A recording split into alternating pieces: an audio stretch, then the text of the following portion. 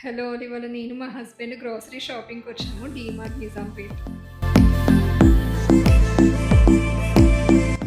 Little hearts one of my favourite biscuits 2 కార్ట్‌లోకేసేసుకున్నాను.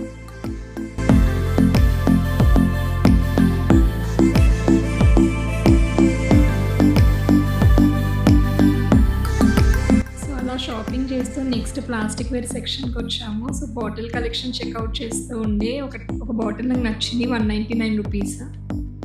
So, అలా ముందుకు నడుచుకుంటూ వస్తే కిడ్స్ కలెక్షన్ ఉండే. అందులో బేర్ బాటిల్ ఒకటి చాలా క్యూట్ అనిపించింది.